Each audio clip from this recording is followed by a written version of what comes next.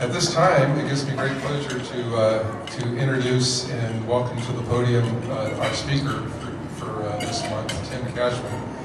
I'm just going to say a few things about Tim before he speaks. And by the way, after Tim presents, we're going to have a time of Q&A.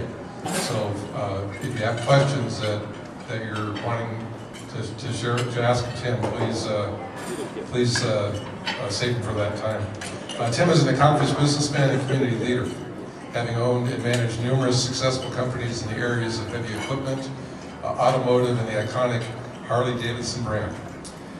And being actively involved in boards ranging from the Las Vegas Chamber of Commerce and the Nevada Taxpayers Association to nonprofits like the Cashman family and Kaiser Foundations. Tim follows in the footsteps of his grandfather and his dad, who were among the founding fathers of Las Vegas. And he embodies his motto that, quote, "If you prosper from commerce in a community, you should give something back through personal involvement." I love that, Tim. Tim enjoys spending time with his family, including daughters Samantha and Allie, and loves spending time outdoors, most notably managing his family's ranch in McAllister, Montana. Please give a warm CBN welcome to Tim Cashman.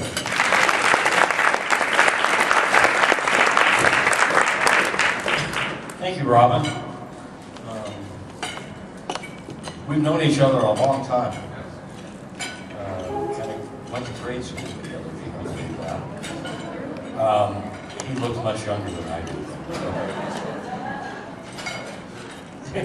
So, it's a pleasure to be here today, and it's really a pleasure to be in Las Vegas, and that's what we're going to talk about. I mean, it's quite a place.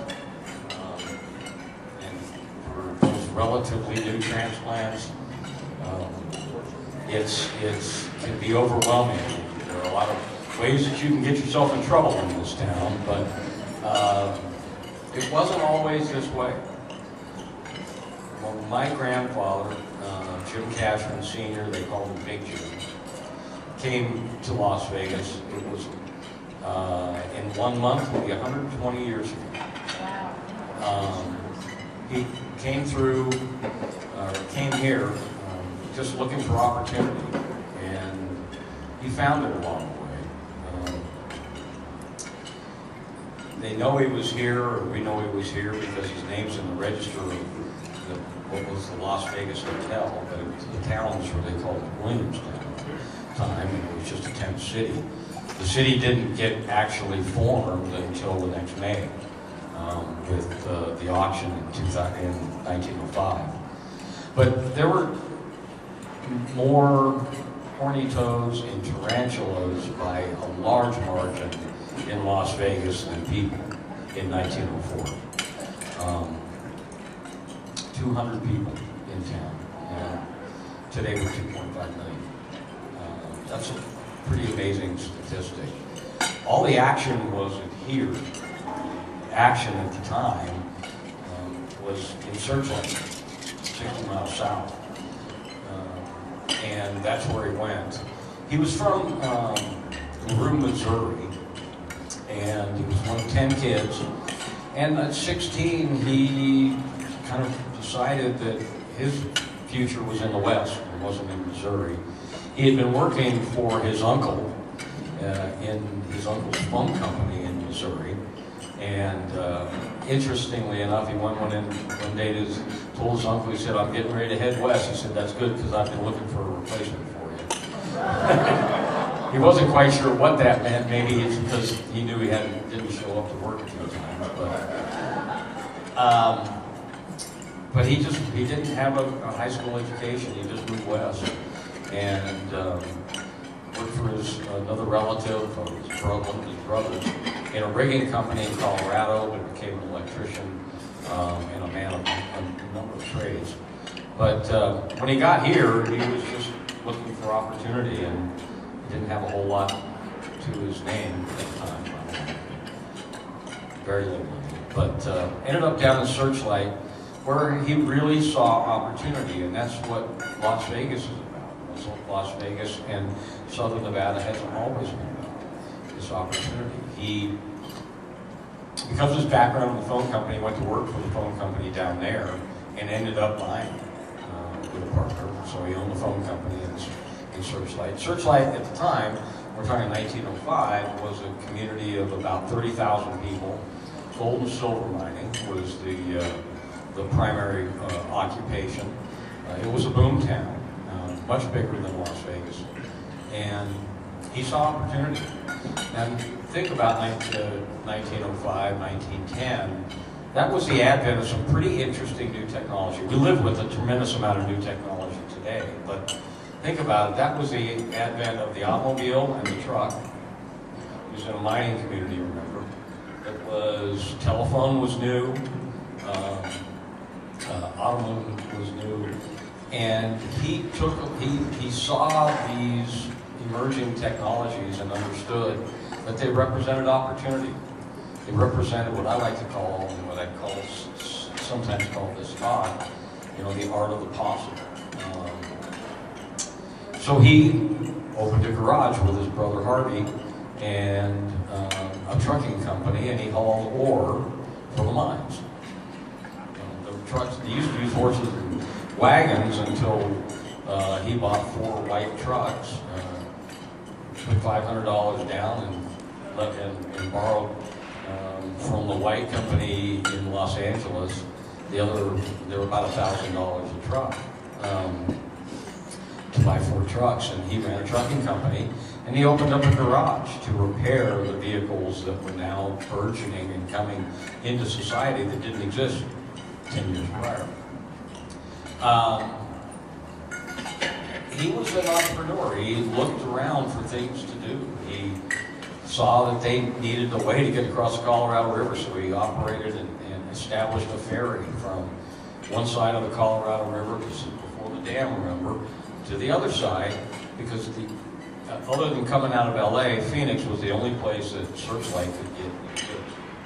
And so he facilitated that. But he saw automobiles as really, truly the beginning of the future, and got himself a Buick dealership. Now, this is before General Motors, so Buick was a standalone automobile manufacturer. So was Cadillac, so was Chevrolet. He got the tire business. He just did all kinds of different things. But eventually, like most all good boom towns, Searchlight ran out of ore, ran out of gold and silver. And in 1920, he brought his Buick dealership right back here to Southern Nevada, or to Las Vegas. And at that time, Las Vegas was really starting to go. It was prior to the Depression, so it was prior to the dam, but there was still a lot of opportunity. He was committed to his community, and Robin mentioned the quote that I stole from him, and later on I'll tell you the exact words with respect to that. But really felt like building a community. He said, I have all of my eggs and all of my investments, everything I own is invested in this community. And he saw building the community as being one of his paramount responsibilities in the people. So he was a county commissioner for 10 years here, from 1920 to 1930. Was generally, and I don't want this to sound like he was the only one doing anything. There were a number of community leaders back then, Ed Von Tobel, Harley Harmon, a number of people who really worked alongside everybody together to build Las Vegas, to establish the foundations, to make it something other than what it was, which was just a water hole. That's the only reason why Las Vegas is here, because of the spring. And all the horny toads and all the tarantulas. So community building was important. One of the things that they did back then that was really important was manage the alignment of the new highway that was coming through that would turn into being I-15. That alignment wasn't going through Las Vegas originally, and the county commission in the 20s went back to Washington and convinced the authorities that that really needed to come through here. Now think about that for a minute. They don't make that decision in 1925 or whatever exact date that was to try and get the alignment of that road from Los Angeles to Salt Lake City through Las Vegas. We're not here today. We're not sitting here today if they didn't do that. That road and the facilitation of commerce between Las Vegas, LA, Las Vegas, and Salt Lake City is one of the primary drivers of early Las Vegas. It's what made, it's what gave Las Vegas the ability to grow. So they were visionary, not even just committed to the development of the community. The dam came. He had all the General Motors products. He was a General Motors dealer. I'm the guy that sold the 90-year-old family business. Yep, our Cadillac store in 2000. But so he was a car dealer. But then came the advent of the dam, and that was a reclamation project during the Depression to create work. And he had some friends in Southern California, one of the 7 companies who built the dam, and he called them up one day and said, "Jim, I need 4 tractors. And there's no Caterpillar dealer. And you know Las Vegas, and you know the business better than anybody. Why don't you see if you can get me some tractors?" So he wrote Caterpillar Tractor Company a letter and said, "Hey, I can sell 4 of your tractors if you make me a dealer." And they sent him a sales and service agreement and 4 tractors. And that's how we got in the Caterpillar business. So, it's all opportunity. He saw opportunity, but he also helped create opportunity in this community. And along the way, the most important thing he did was he created jobs. And he created livelihoods for families. Families in this community who might otherwise not have jobs. So that was one of the things that he saw as one of his most important. And I feel the same way throughout my career, and that's why I've been so active in politics and in government, trying to promote a pro-business environment, because people just don't realize that you guys, everyone out here in this room who employs people, you provide for their living by doing so. And there are many in this community who feel like people should be owed by the government or by society a living. No, they don't. They need to be employed, and they need to work, and they need to make better of themselves, like Tim Cashman did. He was also a promoter. He did a lot of interesting stuff, not the least of which is El Dorado. And if you've been around for a while, you'll know that El Dorado was from 1937. Bob Stolnall and I have a big argument about whether it was 37 or 38, and even through today, the largest, or was at the time, the largest special event west of Mississippi. The El Dorado parades, there were 3 of them, were bigger than the Rose Parade. And I really need to put together a PowerPoint. Got some great pictures, but one of them is George Burns and Gracie Allen sitting in the Desert Love Buggy, which is a Sears and Roebuck horseless carriage that you can see at the Nevada State Museum, in that El Dorado parade. But they really felt like, this was sort of the downtime after the dam had been completed, and people thought Las Vegas was kind of going, and wasn't going to come back. And they looked around and said, we need to do something to promote this place. And they came up with this idea for this big Western festival. Even though Las Vegas isn't really a Western town, they made it. And promoted Las Vegas very, very effectively. Again, building the community, keeping things alive, keeping things moving.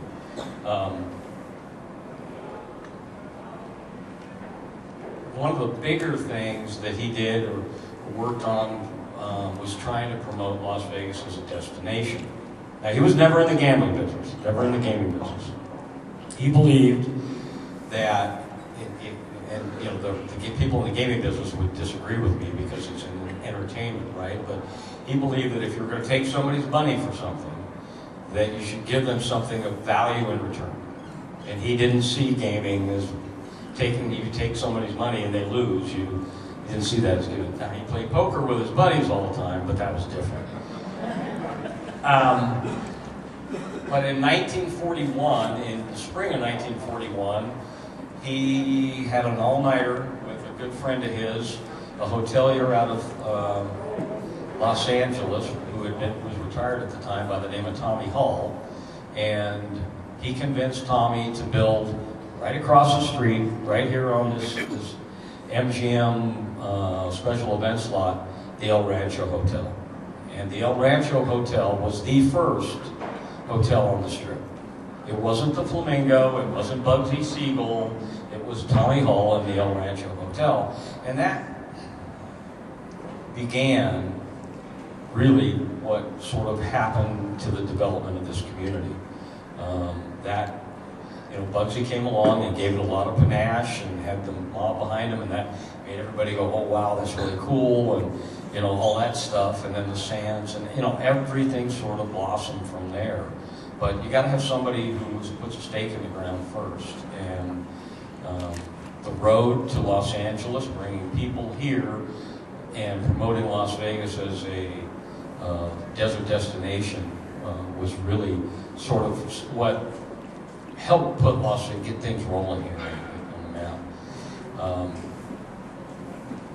The community needed, he felt like the community needed entertainment for the local people, so he and some others built Cashman Field, which was a minor league baseball field, and brought the first minor league. Everybody thinks that the Golden Knights were the first Las Vegas-based championship sports team. It was the Las Vegas Wranglers in 1949, or 49, that won the AAA minor league championship that year, and that was the first professional sports team that ever won a national title here in Las Vegas. So, but they needed communities, and they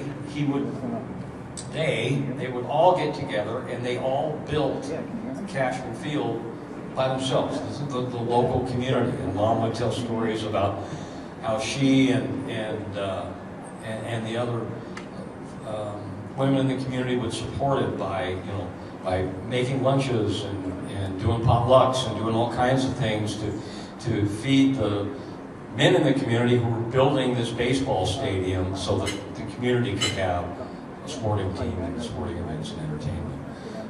All about building a community. So Las Vegas is developing and it's growing, and at one point it sort of took off, obviously, and gambling really accelerated, and the community started to change. But he never left forgot his values as it related to supporting the community and what you need to do as a community member to make our community bigger and better than it was last year. And that's really the message that I like to portray in this conversation, is that this is about the art of the possible. This town was a desert wasteland with a spring. That's all there was here. Las Vegas is what people have made. Now, there are a lot of beautiful places in the world where the effects of man don't add to the, like Reno. Reno was a beautiful place before the Indians ever showed up. Truckee Meadows, river running through its Sierras, the high desert, it was absolutely beautiful. So what man does in that environment generally takes away from it. But in this environment, everything we do here, everything you see when you walk out and you look down the strip and you see all the buildings, that's all because people built that stuff. And people built this community. And you think about those others that really, Las Vegas developed in waves. You had the dam, you had the advent of gaming, but when Steve Wynn came in and built the Mirage, and everybody said in 1988, there's no way that he can cover $1 million a day in interest charges on that thing. It launched Las Vegas into a new era, and it launched the Strip, and that's what Las Vegas is about. It's about rebirth. And Robin asked me to talk a little bit about the future. We're living it right now. When somebody said Bill Foley's going to bring a hockey team to Las Vegas, I'm not a hockey guy. I'm from the desert. Are you kidding me? I mean, I was like, that's the silliest thing I've ever heard in my life. And then I went to my first hockey game, and I realized that half of the stadium was filled with Canadians. And I said, well, duh. I mean, why didn't I see that? Las Vegas is now becoming not only the entertainment capital, but the sports and entertainment capital. It is on the cusp of a new expansion. I don't know where it goes. I don't know how much farther it can go, but we have a Formula One race coming up, which is, last year, I don't know if you know this, but Formula One weekend was the highest grossing weekend ever in the city of Las Vegas from a win perspective. MGM and Wynn Resorts and Las Vegas Sands, I mean, it was a phenomenal event for the community. But I think if we can figure out water, and they're doing a good job. We're using less water than Phoenix is per capita, and we're using less water today than we did 20 years ago, and we're 500,000 people more. We're really doing a good job. And I think the future is very, very bright, and it's all about opportunity. It's about being invested in your community, like he said, and taking a look around you at what's going on and seeing what that opportunity is, and participating in building a community, and employing people like everyone in this room does.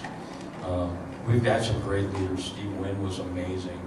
Today, good friend Steve Hill is doing some just fantastic work with Las Vegas Convention and Visitors Authority. I don't know whether the A's show up or not. We'll see. But the Raiders have made a difference. It's really put us on the map. We're going to have the National Finals Rodeo for the 40th time here shortly. I mean, it's amazing what this community has become.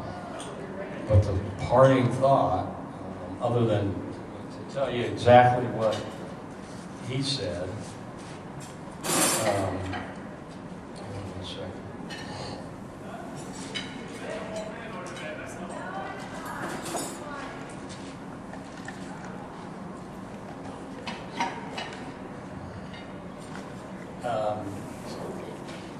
They did a 7-part series in the Las Vegas Sun in 1960 on my grandfather, before he passed away in 62.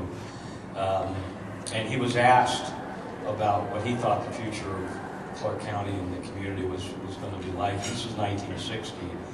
And he came out very strong and promoted capitalizing on one of our assets, which is the climate. And obviously we've done that.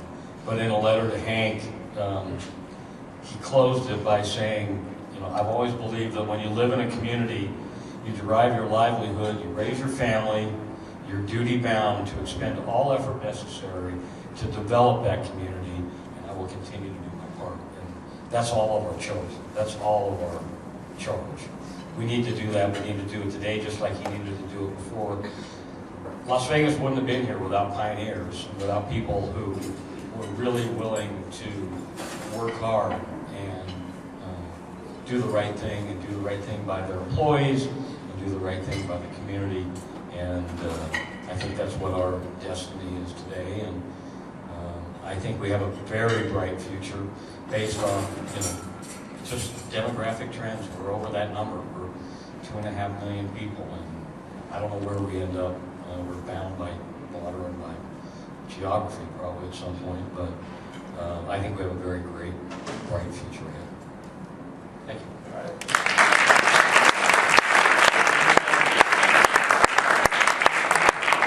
So we have time for some questions. Who would like to start?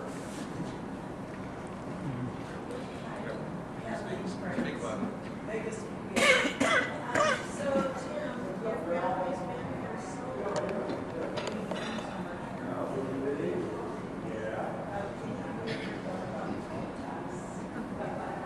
For about 2 seconds. It's bad to say, but you know, my dad's favorite, one of my dad's favorite lines was, "It's always better to own one than to be one." Robin knows all about politics and all that stuff. Yeah.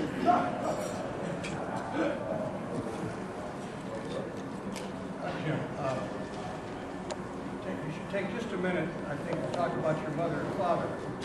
Continue that great tradition of your brother and yourself after your grandfather died. Well, my mom and dad picked up right where my grandfather left off. You know, they both passed on now.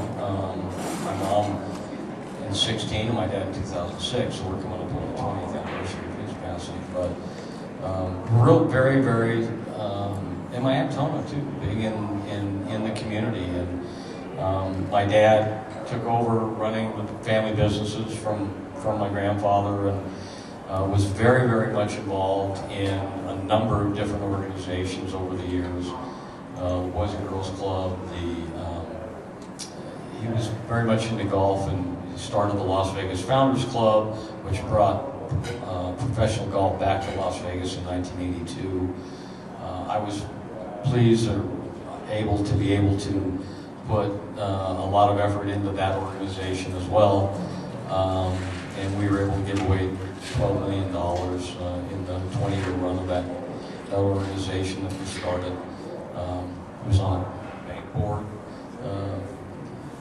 First Interstate Bank at the time here, and Mom was involved very much in Catholic charities, and just the big parts of the community. And you don't get to stand up here and say these sorts of things unless somebody brought you up right, and they did that with me. And so everything I wanted to do was just follow in their footsteps, my dad and my grandfather, and pleased to have been able to have that opportunity, because it's all about capitalizing on opportunity and seeing it. So that they gave me that opportunity, I'm eternally grateful for that. I will take 1 second. We just finished, well, it's not quite done yet, but Jackson over here and I just worked very hard on building a Junior Achievement's new Inspiration Center. It's near and dear to my heart, and would be my grandfather's and my father's, because it's all about teaching kids financial literacy and opportunity and entrepreneurship. And that is what made our family what it is today, those principles. And the Inspiration Center is over on East Tropicana at 93. And we've got 2 programs there, Finance Park and BizTown. They're phenomenal, and they represent a lot of opportunity to give kids the kind of education in areas where they don't necessarily get them in school, and show them what they could possibly be as a career, as a 5th grader, and teach them how to balance a checkbook and what it really means to be an adult as a 9th grader at Finance Park. I mean, the choices you have to make, between a cell phone and daycare. It's a really phenomenal program. So if you haven't seen it, I would encourage you to go check it out. It's really very, very cool. It is a great facility, and very proud of Michelle and the work she's done to bring it to fruition. So, question?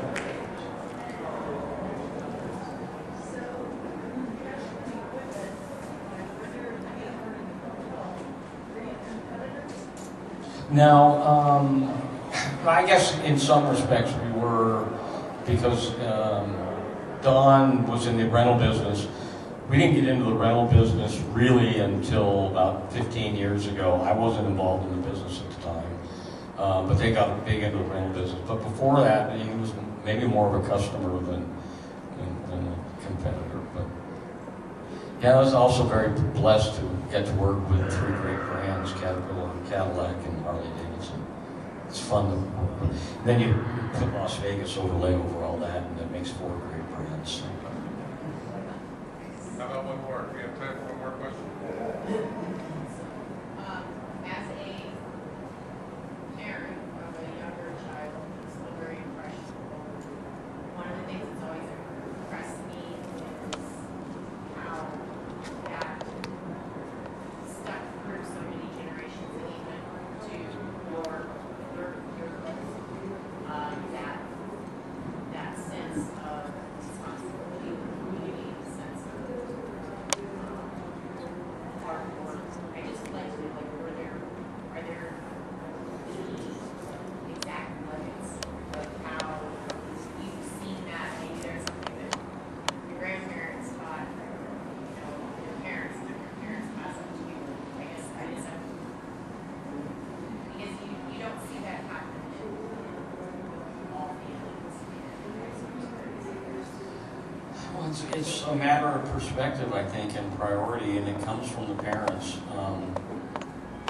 There were a lot of different paths I could have taken with my life. I mean, obviously, I grew up in a time where in a place where there were a lot of diversions, a lot of things that could have gotten waylaid down the road. And if you have supportive parents who, it really starts with the parents, and we see that today so much in our school-age kids who don't get the attention.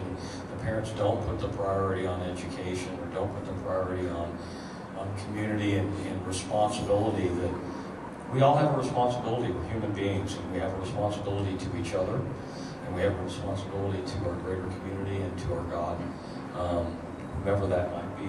And that responsibility is taught by us to our children. It was taught to me by my parents, and I also had a grandfather who I didn't know very well, but I certainly knew a lot of, and I looked up to, even though he wasn't around for most of my life. But that legacy, so it's kind of lead by example, I suppose. That's the way I can think about it. Another round of applause for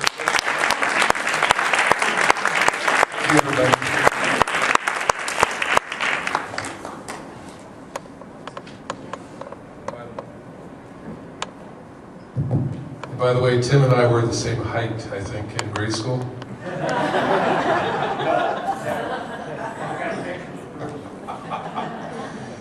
Tim, thank you. Thank you for your insights. Thank you for your amazing heart for this community.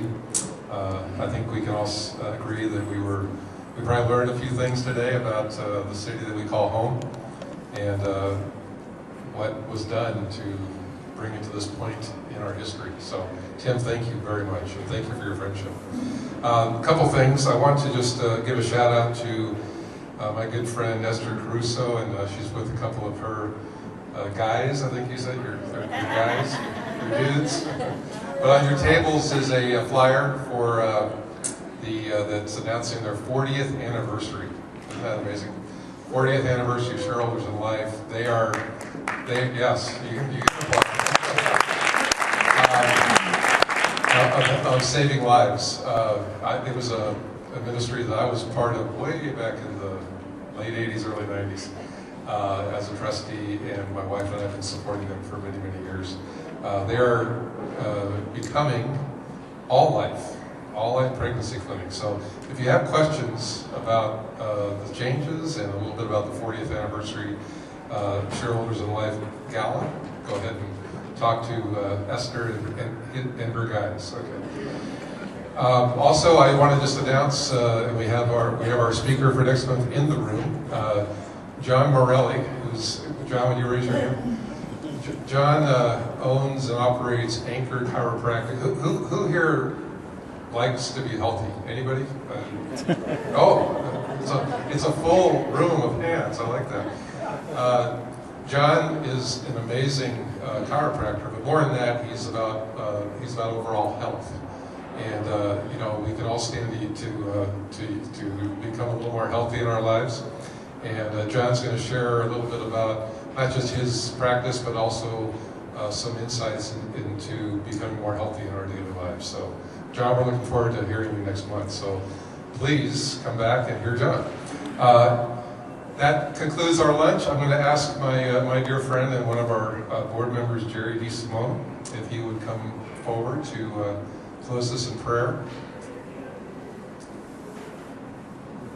You would have to like sit in the seat farthest back. When he was younger, he was a little more sporadic. He could get up here, you know, at least in 30 seconds. But Jerry, would you close this in prayer? Thank you. Thank you, Mr. Cashman. I was one of the fortunate people to get to play at Cashman Field when they rebuilt it in 1983. What an amazing facility it was. Let's bow our head. Lord, we just thank you. We thank you for a chance to meet together. We thank you for new leadership in our country. We thank you for old leadership that's led us this far and keeps us going. We thank you for the leadership, local and in our families. And we ask that you bless each and every one of them. Keep us going. Let us look to you, not to the world, for the next step. And Lord, we just ask that you protect us as we go home. Bless us as we lead our families. And we thank you for this time. In Jesus' name.